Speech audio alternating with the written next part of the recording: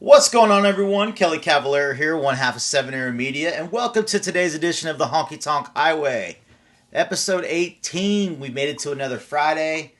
Thank you guys for joining us. I hope everyone's enjoying all these interviews and all the time we have together. If you haven't yet, please like, subscribe, share on Instagram, YouTube, Facebook. We are currently live on both YouTube and Facebook for those who like to watch it any way they can. Don't forget, at the end of today's show, I am going to reveal all the guests for next week. Got a couple surprises there. Also, I'm going to be announcing the winner of the photography contest. We did have y'all vote on 4 photos for a little project, and I'll be telling you what photo won that and what that project actually is going to be. Today's guest, what can I say? One of my favorite women on the entire line dance circuit. Happens to be one of the 3 choreographers of actually my favorite line dance of all time, Hideaway Cha. Amazing event director with her amazing husband. Ladies and gentlemen, all the way from her camper, the Jamie Marshall. Hi, Jamie. Hey, everybody. How are you? Thank you for joining me today. I'm glad we were able to squeeze you in your camper. Well, yeah, it's not a tent. Well, I figured that. I can't picture Barney roughing it.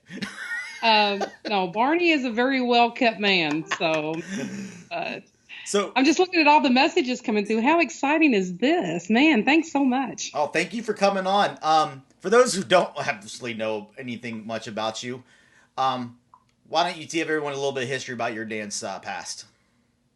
All right. So I started out as a bar dancer in Louisville and discovered a couple of competitions to go to, and that's where I met the St. Joe Thompson Skamansky and Max Perry, and I won a couple of contests with CMT because I couldn't win anything locally because my style of dancing was a little different than what the line dancers were used to. And then when the UCWDC decided to include line dancing in, I danced. And they used to have a dance in Louisville called Run for the Roses.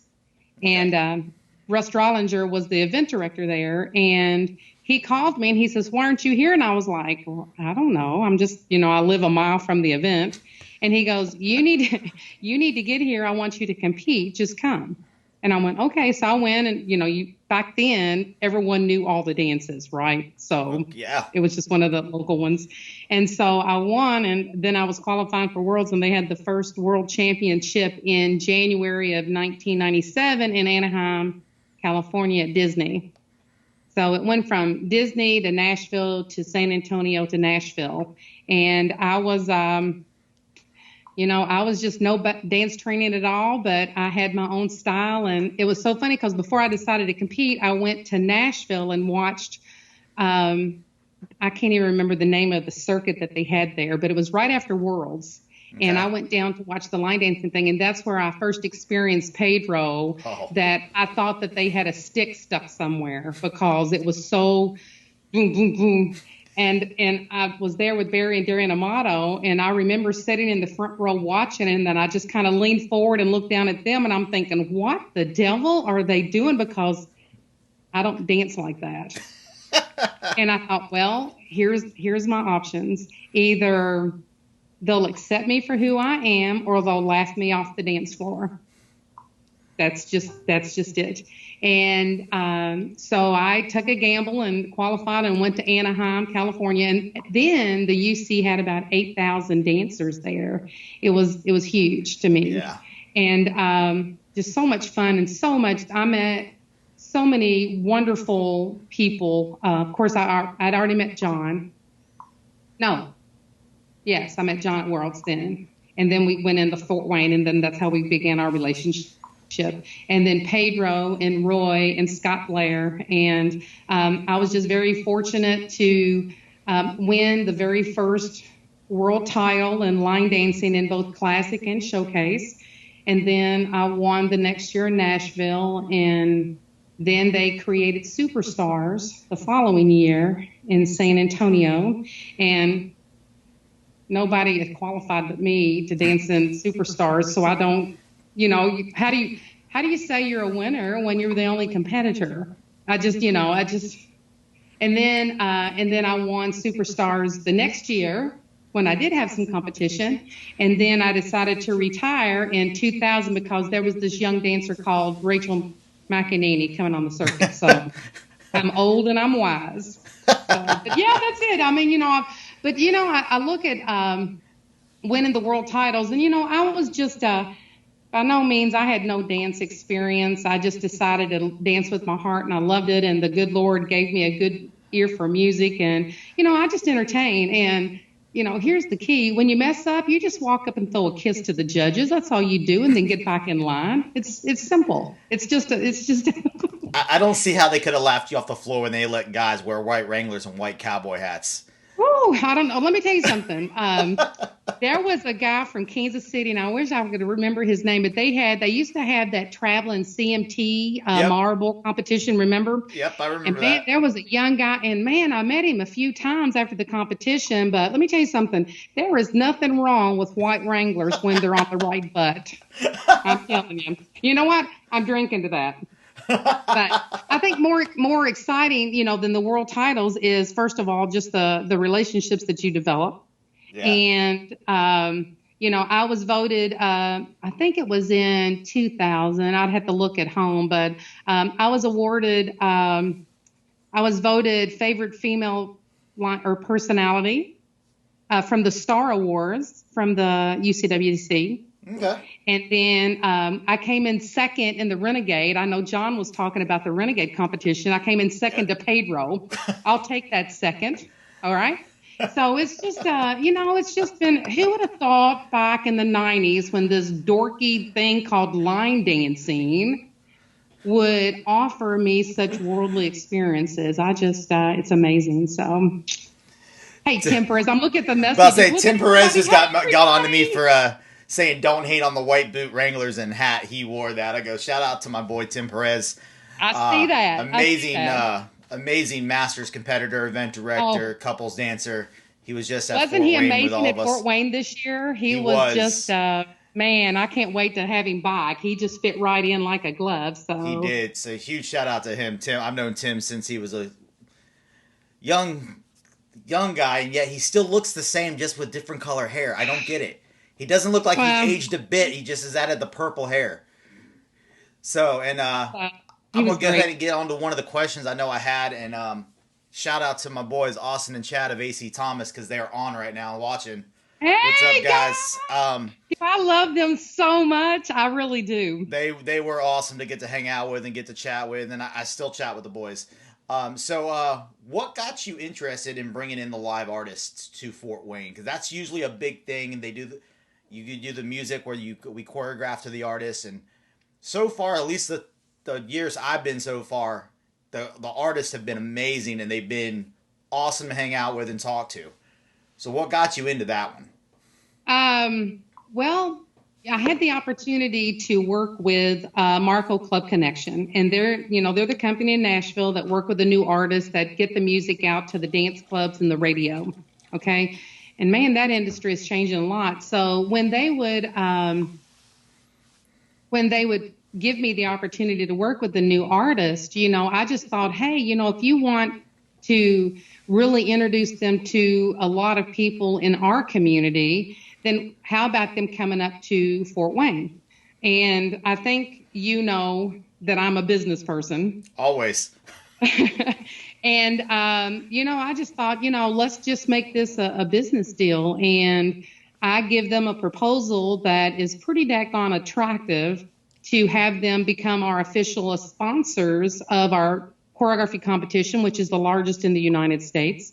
We have over 70 competitors. Yep. And, we really, when someone comes to our event or visits information about the event, they know who those artists are when we're finished.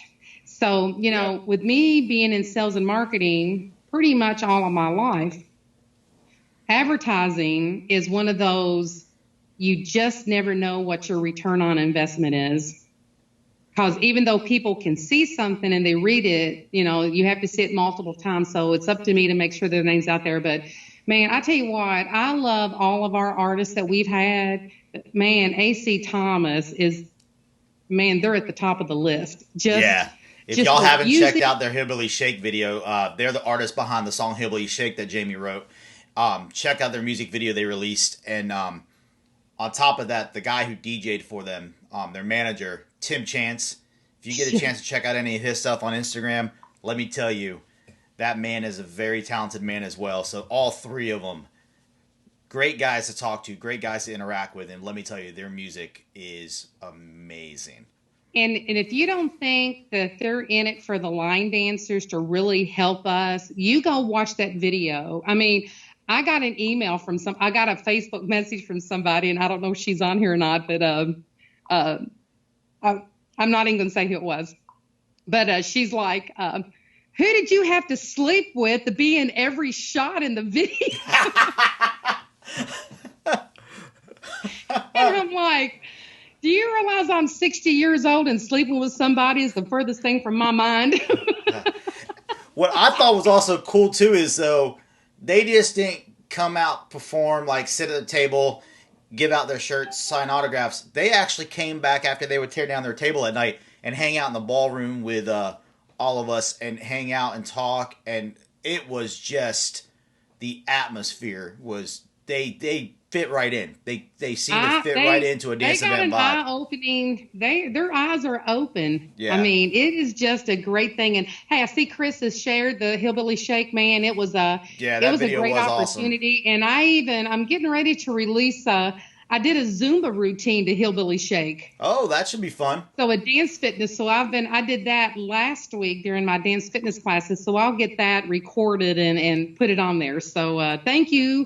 And please continue teaching it and share it because, man, these guys, I'm telling you something. I've had comments from people like they're the next Florida Georgia line. They've got some momentum going. So, and you know what? They're just nice guys. They are. They're brothers. They're half brothers. So, man, I love them. If you haven't learned Hillbilly Shake, the walkthrough video I shared on our YouTube channel was of Jamie teaching Hillbilly Shake today, so y'all can go learn that and check that out. Maddie B asked, and Maddie B was one of the finalists of actually the Hillbilly Shake competition this year. Yeah. At the Fort Wayne Dance for Hall. She was one of the final three. She goes, now that line dance has grown and changed so much, do you think line dance competition in the UCWDC and other circuits will grow, or you think it will die out? It's a good question, Maddie. That's very good. Man, well, I don't know because there's different divisions of it. As far as the line dance competition, what is the platform for you to spring off of in dancing, competitively in the UCWDC on that? Right. I just think that I could be wrong, but this is just Jamie's opinion. That's all that really matters most of the time, at least to me. I just think that you have more of a chance of being recognized in the choreography atmosphere. But I would love to see the competition go up because, I remember having the love and the fire of stepping on the dance floor. And man, I have respect for the sport. I practiced my tail off. And when I stepped on that dance floor, I always tell people when I even coached them, I said, let me tell you something. They have to beat you. You don't have to beat them. Right.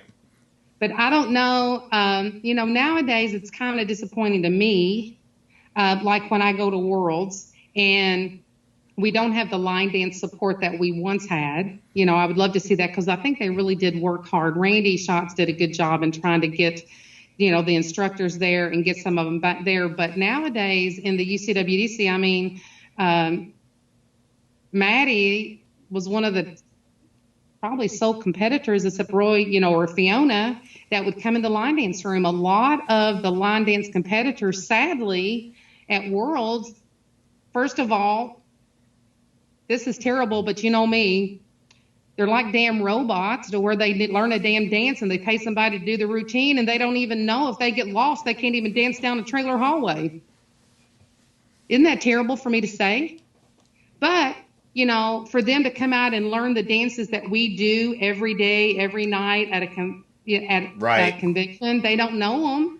I remember back in the day when there would be hundreds. And another title, and that's not what I grew up with in the line dance community. I remember there used to be, hundreds of us. But that's okay. What? I remember back about 15, 20 years ago, there would be multiple rounds of competition at the UCWDC. It would take it would take days to do the competition. Not just this couple hours. It would take literally days. And it kind of reminds me, it was great.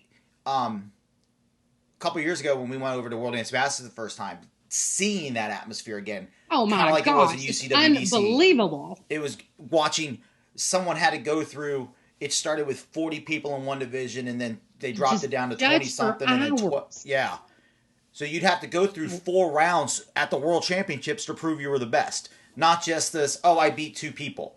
Which back 10, 12, 15 years ago, the first couple times I went to the World Championships with Guyton and all of us, it would be days of competition. Days. Yes. And then, like Jill Babinick said, a packed floor in the evening, and the competitors were there too. You're right. They were there. Absolutely. Darren Bailey, look, Darren says, tell it like it is, Jamie Honey, Darren. Well, exactly. That's kind of like, it's a sad statement, but it's true.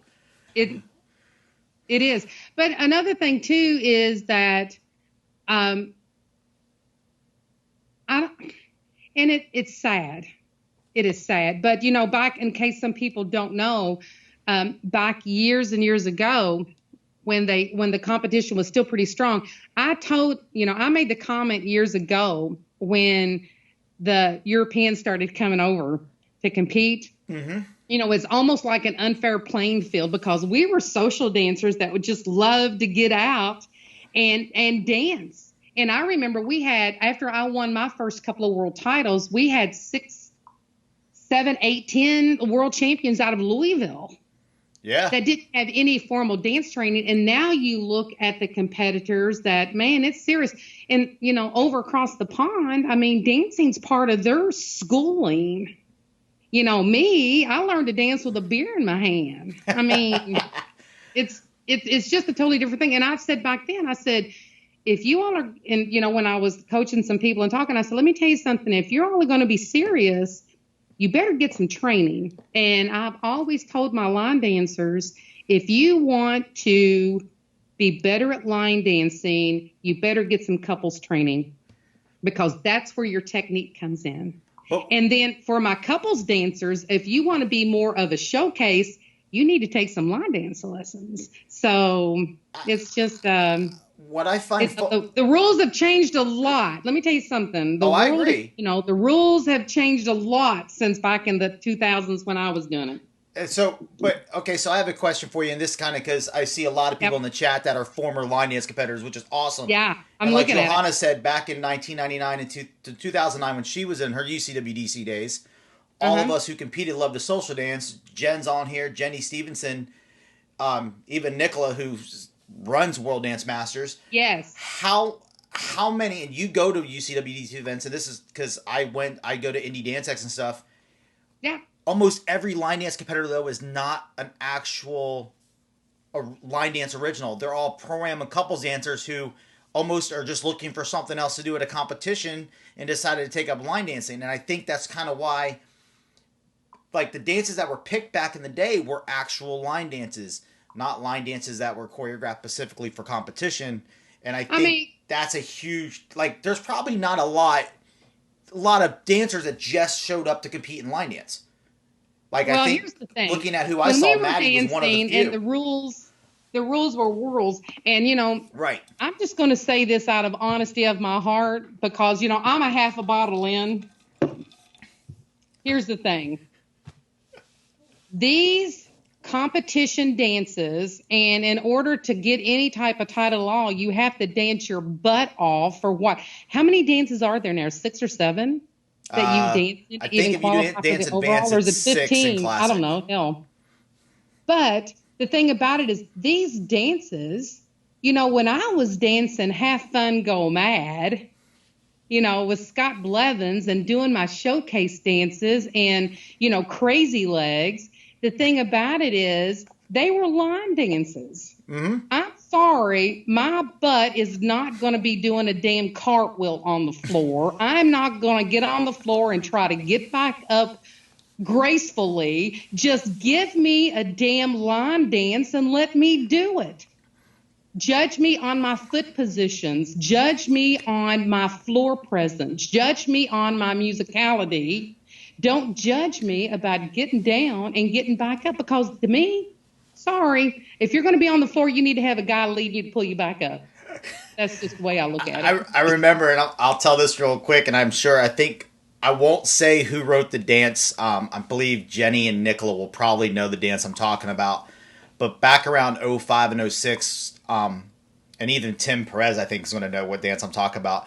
I went to learn one of my competition dances, and it was a nightclub. And I went to the person who wrote it for coaching. It was a couple, and there was a knee spin into a split up into an arabesque or something like that sequence. And I went to the person who wrote it and asked them to show me how it's supposed to look. And neither of the choreographers could actually do the step that they put in it. And I was just like, wait a minute, y'all wrote this. And they go, yeah, well, we wrote it with the intention of y'all doing it. We didn't write it with the intention that we knew exactly how it would look. And that, I think, was what baffled me the biggest. And I was like, wait a minute, and the person who wrote it couldn't do it? But another thing, too, is, I look at things that if there's a dance out there that I love, I can pretty well do it. I mean, I will just kick it until I can get it done.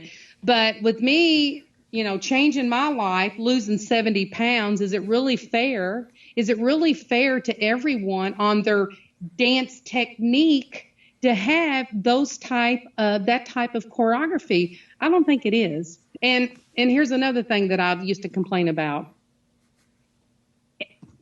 And let me tell you this, when everything changed, I don't know if you all were at Worlds or not, but it was in Nashville, and they was running 9 hours behind. Were you there? I think I was there with Guyton that year, yes. Okay, so 9 hours behind. Those poor dancers could not leave the ballroom. Nope. And here's something that really ticked me off, okay? And it was just because of my respect for the sport, is that they would bring out 15, 16 dancers at a time to judge.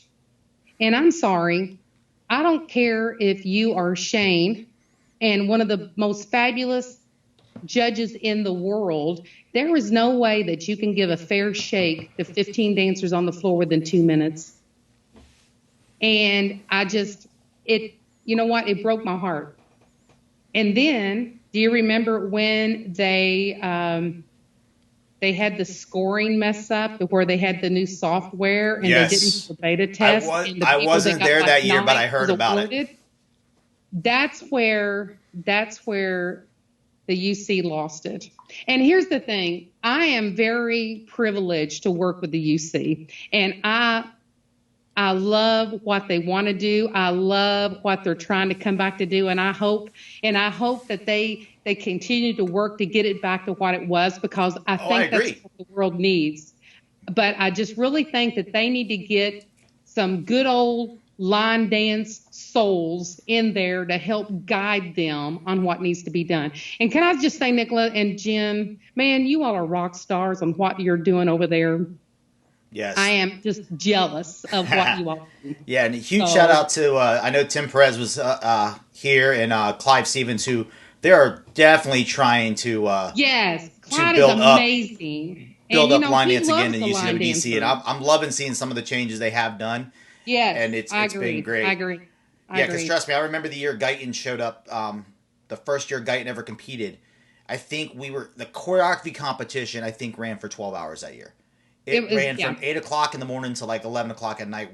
It was crazy. Absolutely crazy. Well, what really broke my heart is seeing some of the local dancers that I know. And, there was some seniors there that danced. And to watch them get out and we're just cheering them on, they're in their 70s, right? Mm-hmm. You're cheering them on and you're just loving it. And then they place really well and their heart is just overflowing. And then you get the news that it wasn't true. Yeah. And man, I know several people that walked away. Yeah. Several people walked away. I know. Nicola, I love you so much. I'm seeing you. I just love you all so much. So. Lord, you got me on a soapbox. I'm sorry, and the tears are flowing, and like Big Jim, and I almost said this at the beginning, and I should have, but Big Jim and Jen both said, do not get her crying. I almost said at the beginning, Jamie, you're not allowed to cry this hour at all. Well, you know what? It's just respect. It's just respect. And what I know that it could be, I just know it. And I know that if they would just get the right people in place, that it would just flourish and be the truly world championships. I really do. Yeah. I do. Yeah. So, but anyway. So, quick note off dance for a minute. He goes, how does it, one of the questions I had was, how does it feel to know that Big Jim loves you the mostest? You know what? Big Jim, bring it.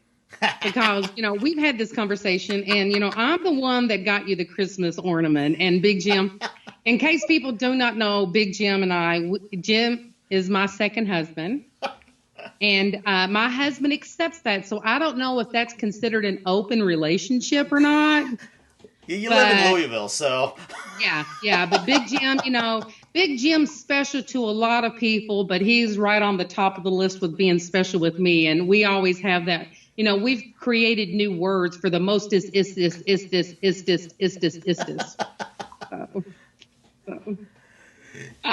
Yes, I know. I Amy, I you asked thought a other question. questions once, and I was like, woo. Amy Gross wants to know what got you into emceeing. Jen Cameron. There you go. I don't have any experience at emceeing. I just talk to my friends. And this is true. For me to be in the community for as long as I have and to know everyone, that's what makes it so easy. I do my homework when I have my talking points for the USLDCC, with Jen's laughing. But, Jen and I go back a long ways. And when she was on last week, she was like, Jamie's been with you from the beginning. And I have. I mean, we were just talking today about her coming to Louisville for Derby in September. So best Uh-oh. MC ever. You got that, Jen Cameron. So Yes, yes. So another question I got asked was any plans on y'all adding a second event? oh man. Um Which will be plans? hard to No. top Fort Wayne. Let me tell you. Let me tell you, yeah. I have to say, I would raise up and show you, but it's just all boobs. I got mine on. Don't Man, worry. I would love to have one, and I know I see that. Yay! I would love to have one because our event is so unique. But the thing about it is, man, there's events every weekend, and for you to pick a weekend, and here's the thing about being a business person again, there's just so much money that goes around, right? And yeah, people are like, well, why would you pick that weekend? And there's like, your talking points make me chuckle. But if the event is a week off or 2 weeks off, you're still on top of somebody. And there's just, Right. I've got so many friends in this, in the industry that I don't know of a time that would be a good weekend to try to kick off another event that wouldn't interfere with one of my friends. Yeah, And it is that's hard just the way nowadays. I feel about things. It is. So, would I love to have one? Yes. I would love to go out to the Midwest and have one. But at the same time, we just got to look at the calendars. But I think, man, this year's been a tough year. And Yeah. I just thank God every day that Fort Wayne was over before all this was done. Yes. And I just want all my dance friends out there to know that, I pray for them every night that this stuff will end because I know how much work goes on having an event, and for them to have all the work and the financial responsibility and everything. And then, people plan vacation stuff around a lot of the dance events and stuff. And you don't know we really don't know what July to December is going to be this year or next year. No, we don't I yet. mean, as event directors, some of us have contracts out for 2 or 3 years. Right. So here's the deal, everybody that's watching. The first Saturday of March is me. You got that? First Saturday of March, Fort Wayne. Who's got that? Because I've already signed the contracts for like 3 years. So thank you, Sheila. Sheila, you're awesome. Trevor wants to know, have you ever been starstruck? Meeting all the celebrities. Starstruck. Like, have you ever... for meeting all the celebrities you've ever got to meet? No, I really haven't. I'll tell you one thing, though, that I did, I kind of was in awe, is I went on a cruise last year, and just in case, I know most people that's on here probably knows where I've made my lifestyle change, where I lost my 70 pounds and just really changed my life. And when I was on the cruise, and Dr. Wayne Scott Anderson, who was the founder of my weight loss program, when I saw him for the first time, it was almost like, because it's, man, how has it changed my life so much? And for me to help so many other people that trusted me, but I'm not going to get on that gig. But when I saw him for the first time, I was a little like, man, because it's personal to me. It was personal to me in my life and what I was doing. And my global leader introduced me to him. He walked up I was standing there with my team. Mm-hmm. And Dr. Anderson walked up, and I was just like, that's the man that wrote this program that changed my life. And my global leader, her name's Karen, she said, Dr. A, we call him Dr. A. Dr. A, I want to introduce you to my superstar, Jamie Marshall. I was like, so I extended my hand out to shake his hand just out of respect. And he was like, nope, we don't do that. And he grabbed me. I'm about to say, you don't, don't shake hands, you hug. I know you. Believe it or not, I'm a hugger. Everybody knows I'm a hugger, but I'm also, again, a business person. And man, I think he's probably one of the only people that I've really been starstruck about, because I've worked with several artists. But let me tell you something. Going back to A.C. Thomas and Tim Chance, he goes by Chance. Man, I love them. Love them. So.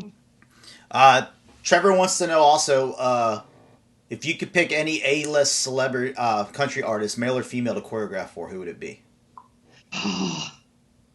Man, there's so many new ones out nowadays. They are. I can't even keep up with them. They are. And I'm a news nerd. You know what? I would pick another song for Chad and Austin. I just really think they're the up and coming thing. And, Tim Chance is a genius at working on music. And, yes. But I love, I'm still old school. I just, Lady Antebellum. Are you all watching Songland? Are you all watching that show? Man, I watch it on YouTube. I go back and watch the old episodes. When Lady Antebellum was on there and they picked the song, I knew it was going to be a hit.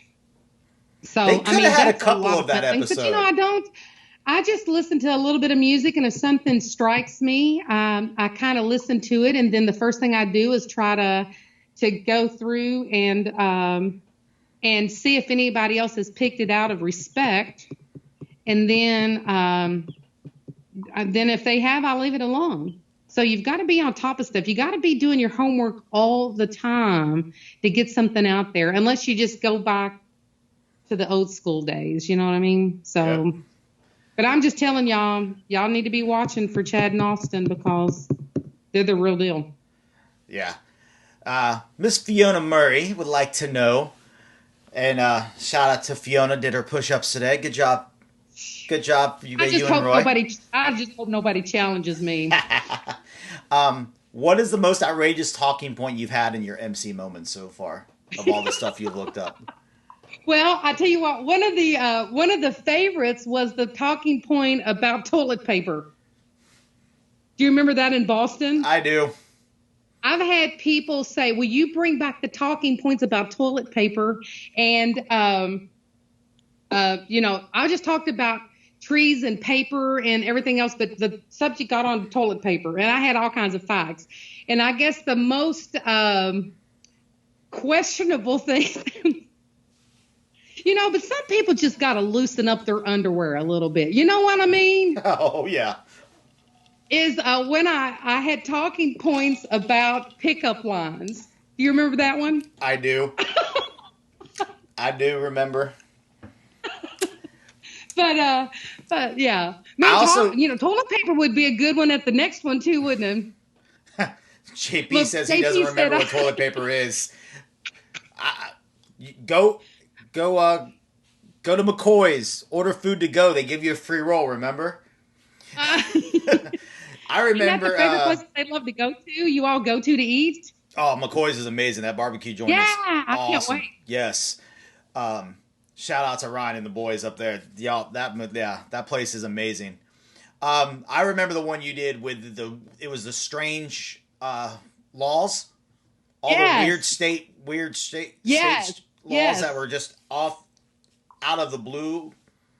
So that one was funny because some of those laws, you just looked at the person next to you like, wait, what? Crazy. It was crazy. Yeah, it was just one of them was something about tying a giraffe to a hitching post or something. Yeah. Wasn't it something weird like that? I mean, it was, but that just goes to show, I mean, I have a lot of people that reach out to me and they're like, how do you come up with these ideas? And I'm like, I'll just see something and I'll just make a note of it. And then before the event, I'll go do all my homework and come up with enough to talk about. So yeah, it's, they are pretty funny, some of them. That is for sure. I know when the judges are judging, they hurry up and judge it so they can pay attention to what I'm talking about. And Rachel just laughs all the time. Except for John, who just takes his time. Oh, and John, stops what have he's you doing ever and laughs and then goes writing? back. It's like you need a magnifying glass to see what he's writing. But that just goes to show how professional he is. And he really is doing something to help the dancers progress. I mean, John's my brother. You know that. So, I do. In case people don't know the history of John and myself. So. Oh, and I go and bug him. Being a competitor, I go up and bug him after the awards, and I go, okay, what does this mean? Yeah. I go, I know you Yeah. said this, but what do you mean by these 2-line Yeah. sentence? Because you really mean like 3 paragraphs and you only had time to write 2 lines. Yeah. So Yeah. I bug him. Well, and he does, but but again, judging is probably one of the hardest things that anybody can do, seriously, because I'm not going to bring up the conversation I've had with people, but I always think, especially on choreography, that there has to be some type of factor in for execution. Man, and I have fought this tooth and nail. And because I always say that, they're like, well, we're judging choreography. And I said, well, what if somebody triple forwards and triple back and triples to the side and back, and then the next person triples to the side and back and then triples forward and back? How do you judge that? So it just comes down to, a lot of times it comes down to judge's preference. I hate to say it, but it does. JP, I love you know what I judging used to from do? the deep. You know what I used to do after all the judging was over? This is how smart I am, y'all, so y'all pay attention. Uh-oh. I had thank you cards already written out for the judges. And after every competition, I would give them all a thank you card.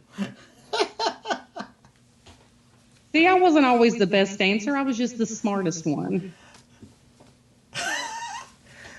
I think that might have been why hotels put bars in them. That way you can just bring all the judges a drink. Exactly. No, just kidding. But I did. But you know what? It wasn't the point of trying to get brownie points, because, I knew I did my homework. It's the point, again, out of respect to them. JP, so, I love judging from the DJ booth. Is that in between our case of Corona that we drink? Well, JP and I always have some pretty daggone fun correspondence when we're talking up there, when I'm watching and I'm emceeing and I'm looking at him, and thank goodness he can turn the mic off. Yes. And thankfully I knew my dances by heart when me and JP are together in a booth, and I compete because sometimes too many drinks are done in that 2-hour period. Well, I probably can't drink because I'm rude enough. And, get me to drinking, I could probably say some things, because I've been known to ask people like, what the hell was that? I know. Just try harder the next time. I know. I can usually read your facial expressions from the back of the room if I'm not up there. Rick Dominguez wants to know, how long did it take you to write the show for Fort Wayne this year? He goes, the Trolls World Tour was so freaking cute and brilliantly written. Well, normally the Fort Wayne show is a one-of-a-kind. So if you go on 7 Arrow Media, they have it on YouTube.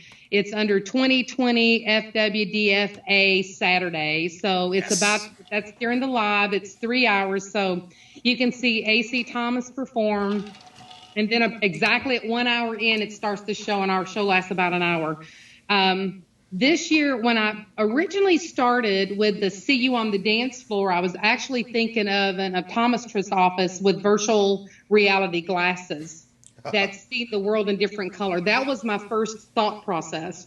And then I took Hunter to the movies. Hunter's, my chosen child. And, man, he's so excited about coming to Fun in the Sun. He cannot wait. Oh, I'm sure. Hunter's future ex-wife is watching, Rachel. I know. I've seen Rachel on there. Yeah. But so when I saw the Trolls a World Tour about the different colors, the different color strings, I was like, oh my God, this is it. Well, when I decided to start writing it, I didn't realize that the movie wasn't going to come out until April, because normally I watch a movie and I write the show around the movie. Right. But this year, our event was in March and the movie didn't come out until April. Nope. Right?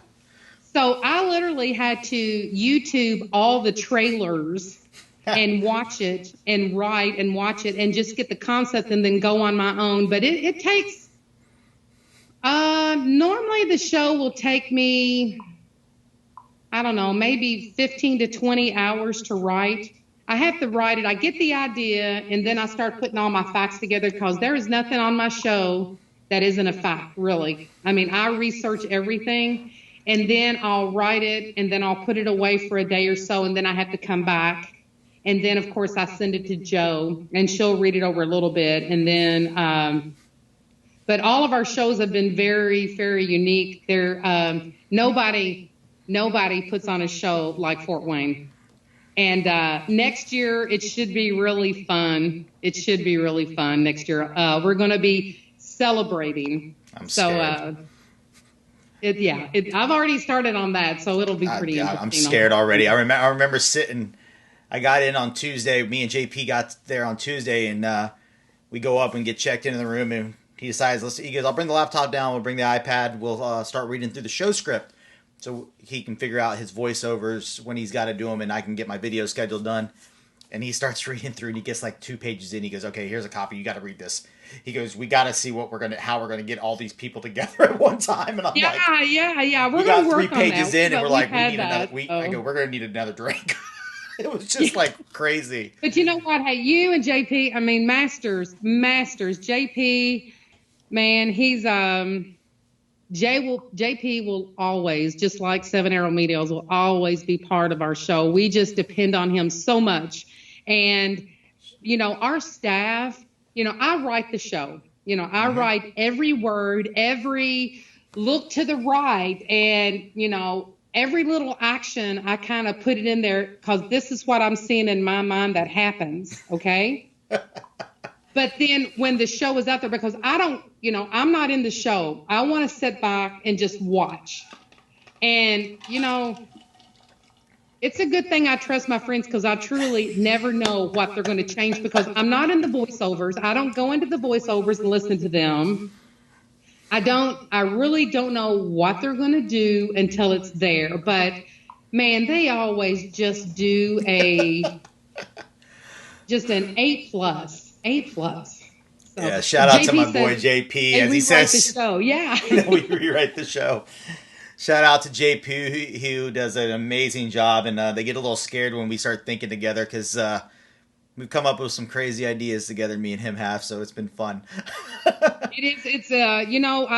That's what makes, not only is Fort Wayne a truly dance for all because we have line dancing and couples and clogging and pattern partner and computer classes and dance fitness classes and how to cut t-shirts. But, it's just, Scott Blevins has said this. He goes, this is probably the homiest event that's out there because you don't have that segregation of couples and line. It's just everybody mingles. We have is that not the Grand Wayne Center, not one of the most beautiful facilities ever? It is. The sound, and we have tables in the lobby, and we have jigsaw puzzles. We have photo albums back 12 years. Yep. And we have them out on the table. It really is an exceptional event. It really is. So JP and everyone says their favorite part from this year was Jason Barnes getting bleeped out. That was, Jason Barnes, him, man. I hope Amy can come with him this year. But, yeah, Jason Barnes is a class act. And he's just, everybody, I cannot think, and Bracken being so damn slow in her mellow yellow. Yes. Everybody, and then Sophie and Jason are just rock stars, just literally rock. And Joe, my God, Joe's just a superstar. John, he always does his homework. I mean, John pretty much played himself this year with different color hair. It's pretty much what John did. John, wait till you see John and Joe this coming year because it's going to be exceptional. This coming, I'm excited. I'm excited about 2021 already. So, and I see Fiona and Roy will be back next year. So Roy and Fiona, Tim Perez, and like Fiona just said, all the instructors come together. There's really no segregation there, regardless of either being the pattern partner, the couples dancers, the line dancers, and it is like everyone say, it is a great facility. Great facility. The Fort Wayne Convention Center is just absolutely. It is. Grand Wayne there is beautiful. I always have fun shooting in there. It's gorgeous. Absolutely gorgeous. And the sound is amazing. Our main ballroom is 16,000 square feet. And our goal is to just, have people just. And that's not, you don't even use all of it. That's the scary thing. Yeah, yeah. Well, our goal is to use all of it. And, we had 100 first timers this year. Yeah, I remember the picture up being amazing. The first and time we have a special reception for them. But my goal is to have, convention A, B, and C, to where we have our line, our pattern partner, and our couples just boom, boom. But man, it's you can go online and look at it at grandwayne.com, but it is amazing. And the workers there, they are amazing. So Karen Mudge is on here. She's the one that leads up our pattern partner. Shout out to Ms. Mudge. We all should be in Myrtle Beach right now with Steve Lascarbo, and I know Will and Kayla and all of them have been posting pictures of what we're supposed to be doing. We should be heading to Fat Tuesdays right now, gang. Yeah. Getting ready to go to do the $1 Fireball Hour and do all the craziness out there. That could be dangerous. So, Will, it is. Craig, I just love you. It is. I don't get to see him enough. It is crazy. All right, so I got to ask you. I got the question that I've asked everybody else. Yeah. Yep, you knew it was coming. If money was no object, where would you put an event? And who are the first 5 instructors you're calling? Well, I never thought about an area, but just because of Fort Wayne. I mean, it's so good right there, and I just love being there. Right. Man, I don't know. I guess I would just continue having it at Fort Wayne because I just love the facilities so much. And when I think about, I could care less about Vegas. I'm just thinking of St. Louis would be a good area. Oh. And, Florida, of course, with Jen, and then up in the Northeast is Boston. So when you think about the areas, and I don't know, I would love to, I would love to have a big event in Aruba because I thoroughly enjoyed Aruba when all of us was there. Right. Man, we could get in some stories about that. But, Darren's going to hijack my account. That's too funny. But Aruba would be fun. Yeah. And then my 5 event, of course, John Robinson, of course, because he's my brother from a different mother. And I would have a staff of JP. Man, I love Roy and Fiona so much. And my grandson would never let me have an event without them. With Hunter. Yeah. And, Joe Thompson, of course. And, I love Rachel, Joe. I don't know. I love Darren. Can we count Darren and Amy as one since we're counting Roy and Fiona as one? Sure. Everyone else counts Roy and Fiona as one. All right, there we go. Because I think Roy and Fiona have been one. All my homies. I mean, I would love to go back and bring, I would love to come back and bring, Roy and Pedro and Scott Blair and Scott and Rob. Would that not be just, Joan and me? I mean, we could all come out on our walkers. That would be funny. That would be kind of funny. I mean, we could all get out. You know what would be funny is have Rob teach us swinging R's. Oh. And just bring out all of us come out with oxygen tubes under our noses. Wouldn't that be funny? That would be a moment for sure. That would be a great show. All right. So the other question I have for you, there, Brandon Zahorsky came up for me last week. If your personality was a dance step, what dance step would you be?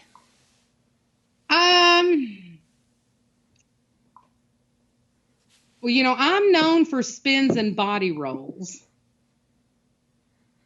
Yeah. So, and back when I first, one of my showcase dances that got a lot of traction was Long-Legged Hannah. And when it says you've got the moves of a washing machine to where I chugged around, I don't know. Hell, nowadays I'll be 60 this year. Maybe I should say a damn vine. I don't know. Just to keep it safe and don't fall. You'd be fine. I think, I can hang with most of them. But yeah, I think maybe the spinning body roll. Tina Foster said that maybe that could be it. Brandon Zahorsky just said the boob roll. The boob? The boob roll. The boob? Is what he said. The boob roll. And actually, hold on. That makes me have a funny moment. So, a couple years ago, we were at Motor City Dance Classic, and Lord. you dressed up as Wonder Woman. Oh, Lord, how mercy. Was that not the biggest damn suit you've ever seen in your life? But it was hysterically funny, though, because I went live. I had the camera going, and Jamie comes walking up, and I'm sitting behind the camera, and she just sits in front of the camera, and literally all you see is boobs. It's boob.